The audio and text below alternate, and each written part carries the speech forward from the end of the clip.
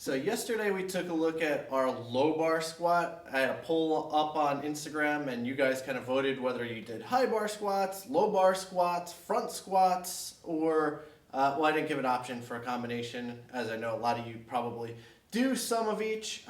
So we talked a lot about the pros of doing that low bar squat.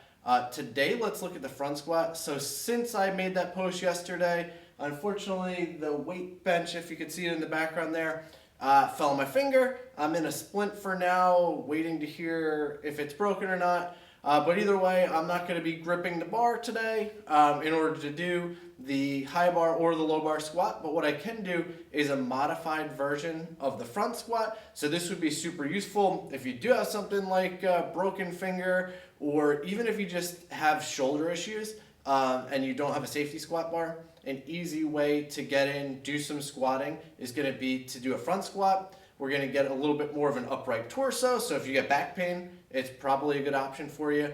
It has some pretty good translation through for our Olympic lifters, for our CrossFitters, and it's going to tend to bias the quads a little bit more versus my other style, which was the low bar squat that I did yesterday, which you're going to feel a little bit more glutes, hamstrings, and that posterior chain. Again, if you're healthy, I would recommend doing all types of squats. And the setup that you're going to see here today is not typically the way I would set up for a front squat. Typically, you would grab the bar, drive the elbows up, and create a shelf. Because my finger is out of commission there, I'm just going to lay the bar across and cross my hands to get into position for that front squat.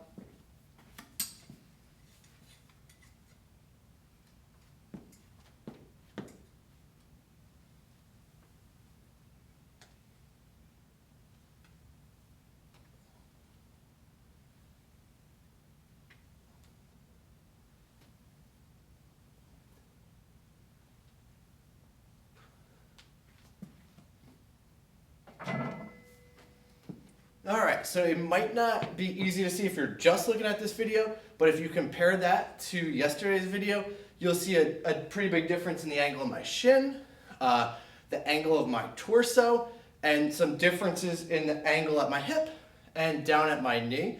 So if I had issues with my knee, this front squat probably wouldn't be a great option. Go with the low bar squat, but this could be a good option if my back, my shoulder, my hand was bothering me. Any questions you guys have on the front squat, the low bar squat, the high bar squat, feel free to drop them in the comments below.